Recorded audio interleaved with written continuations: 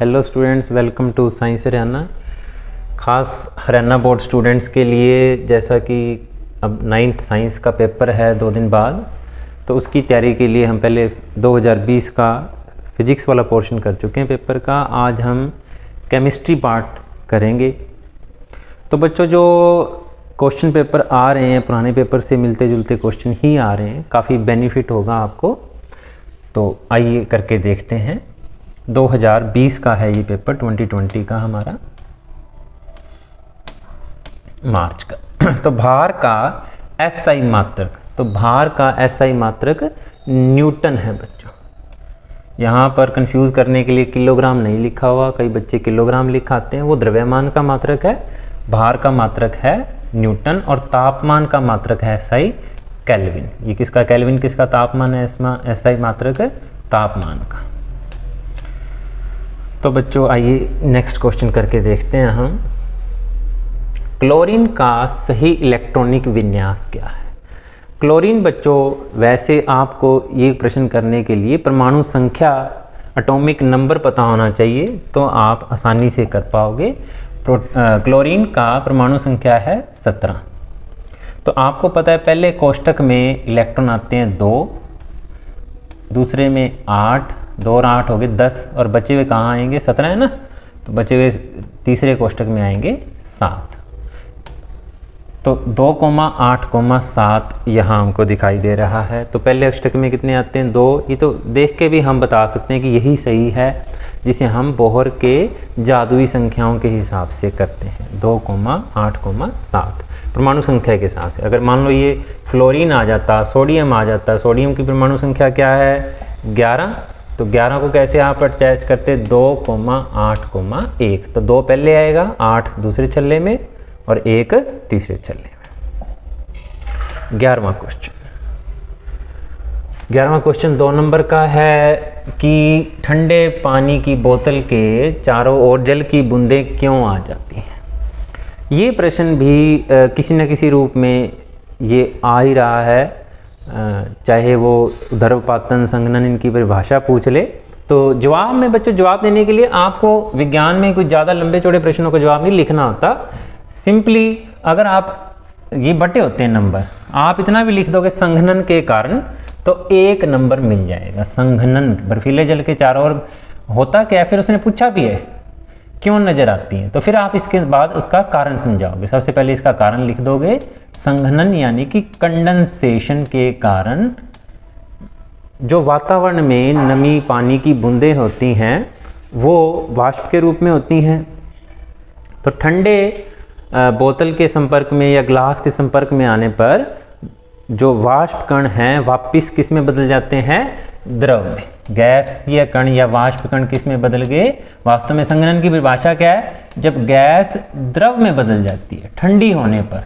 तो ठंडे गिलास के चारों ठंडी तापमान में गिरावट के कारण जो वातावरण के पानी के कण जो कि गैसीय अवस्था में थे, किस अवस्था में आ जाते हैं, द्रव अवस्था में। इस कारण से हमें जल की बूंदें दिखाई देती हैं। अगला प्रश्न, निम्नलिखित में से कौन सा परिवर्तन रासायनिक है, कौन सा भौतिक? आसान सा प्रश्न है बच्चों। ये भी प्रश्न हर बार आ रहा है 2 नंबर के अंदर, फ्री का नंबर है। खाना बनाना भौतिक परिवर्तन है, और जब तक कोई नई चीज़ ना बने तब तक वो भौतिक परिवर्तन है। मक्खन से बर्तन पिघलना, वाष्प बनना, ये सारे किस में आते हैं, भौतिक परिवर्तन। कोई नई चीज़ तो नहीं बनी ना, पानी गर्म बर्फ था, द्रव बन गया, तो है तो अभी भी वो जल ही, उसका सूत्र तो वही रहेगा, इसलिए भौतिक परिवर्तन। लेकिन किसी भी चीज़ का जलना, जलने का मतलब उसकी क्रिया हुई है ऑक्सीजन से, तो वो क्या हो जाएगा, रासायनिक परिवर्तन। जलना क्या है, रासायनिक परिवर्तन है। तो इस तरीके से ये क्वेश्चन हमारे 2 नंबर कुछ भी नहीं है, सिर्फ बताना है भौतिक परिवर्तन क्या है।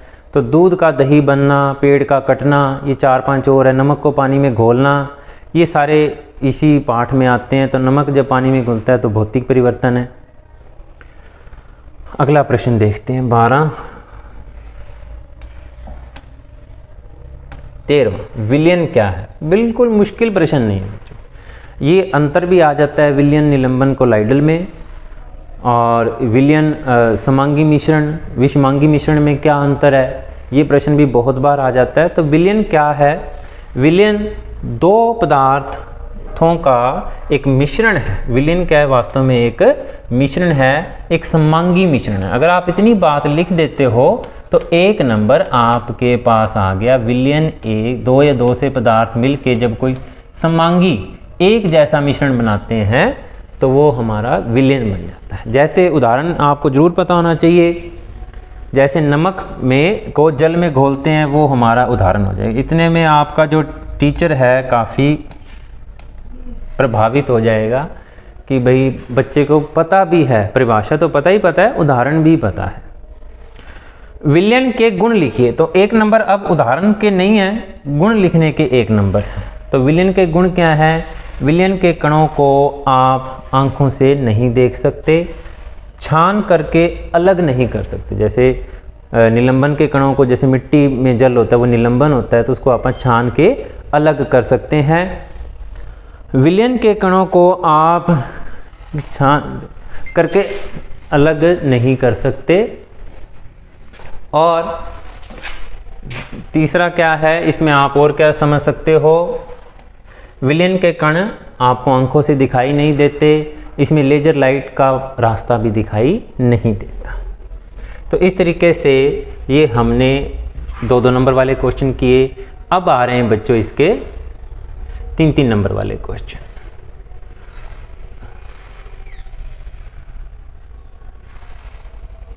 अभी जीव विज्ञान वाला हिस्सा भी करवाऊंगा मैं।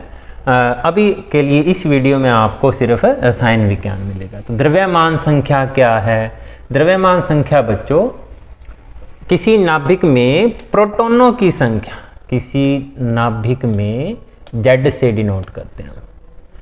परमाणु संख्या या द्रव्यमान संख्या वो A से डिनोट की जाएगी। द्रव्यमान संख्या क्या है? किसी नाभिक में प्रोटॉनों और न्यूट्रॉनों की संख्या का जोड़ जो है वो कहलाता है हमारा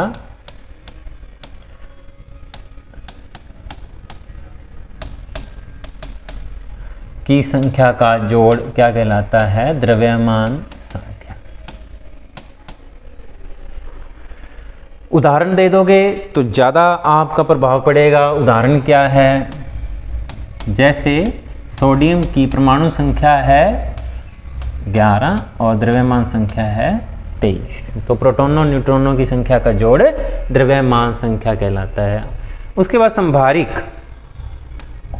समस्थानिक भी पता होना चाहिए, संभारिक भी पता होना चाहिए। समस्थानिक जिनकी परमाणु संख्या एक जैसी हो और जो है द्रव्यमान संख्या अलग अलग हो, वो कहलाते हैं हमारे समस्थानिक या आइसोटोप। इसमें उसने पूछ रखा है संभारिक। संभारिक ऐसे नाभिक या ऐसे परमाणु जिनकी द्रव्यमान संख्या एक समान हो परंतु परमाणु संख्या अलग अलग हो, उनको हम कहते हैं कैल्शियम 20 40 और आर्गन 18 40। ये किसका उदाहरण है?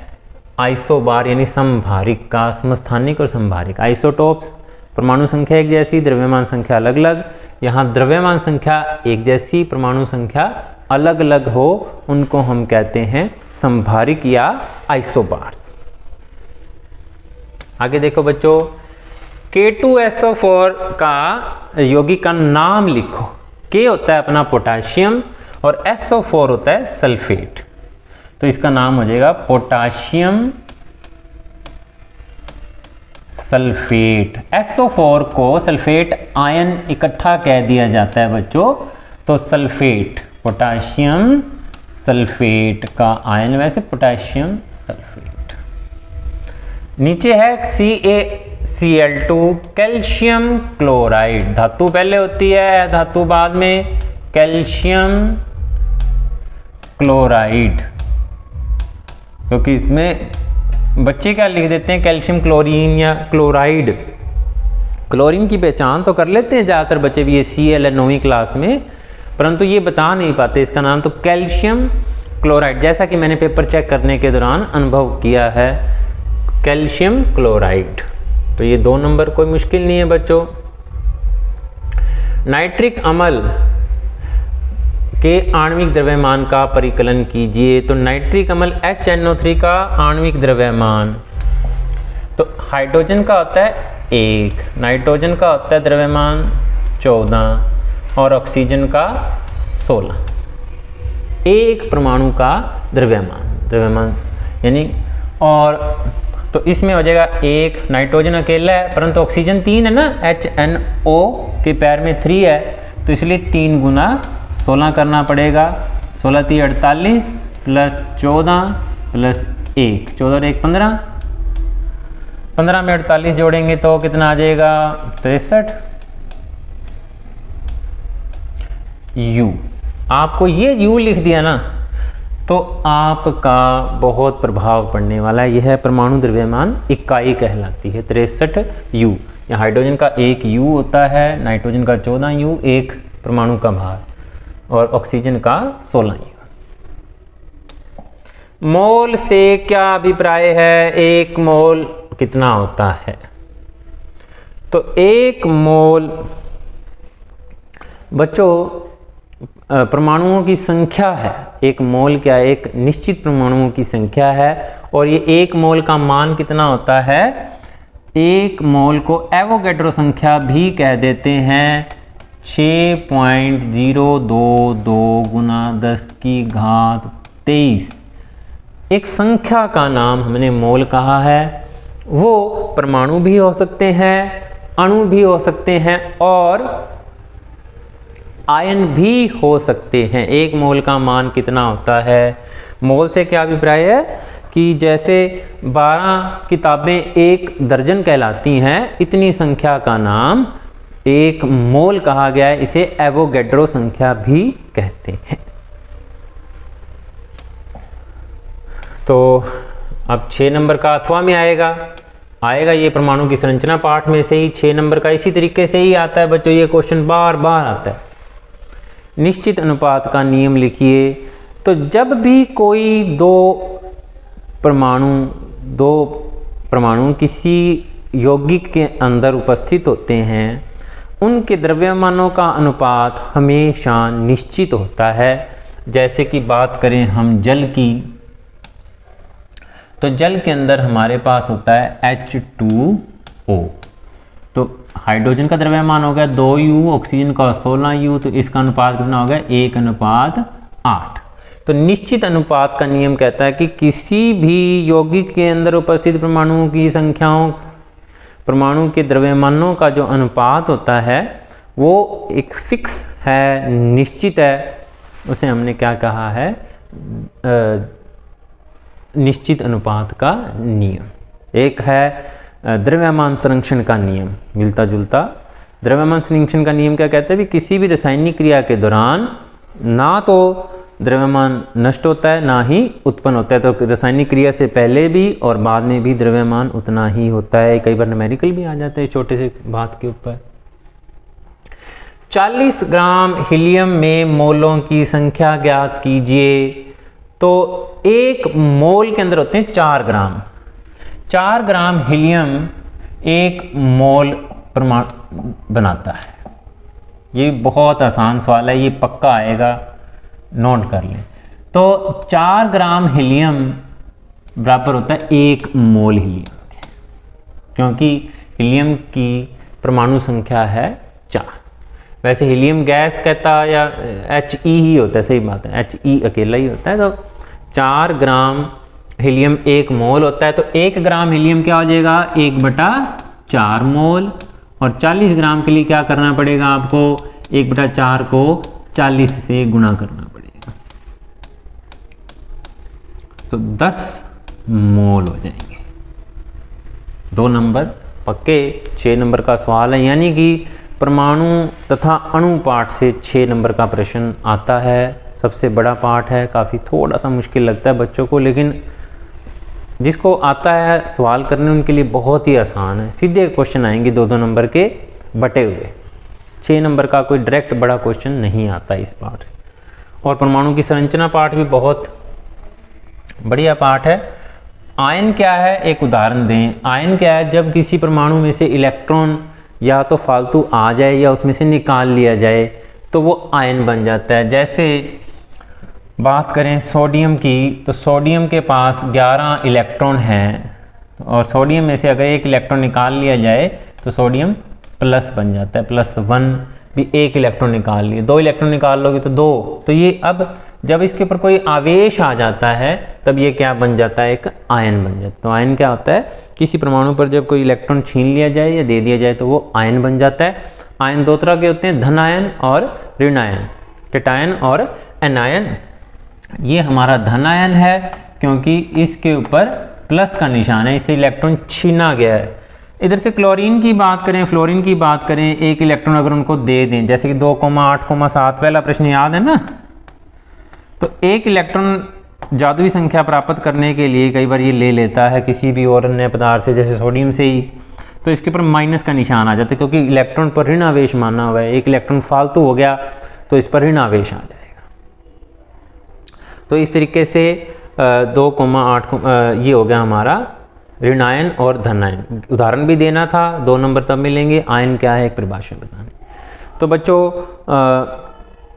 जो 2 मिनट की एनालिसिस बता देता हूँ पेपर की। केमिस्ट्री क्या है, एक प्रश्न आएगा तापमान में बदलाव करना,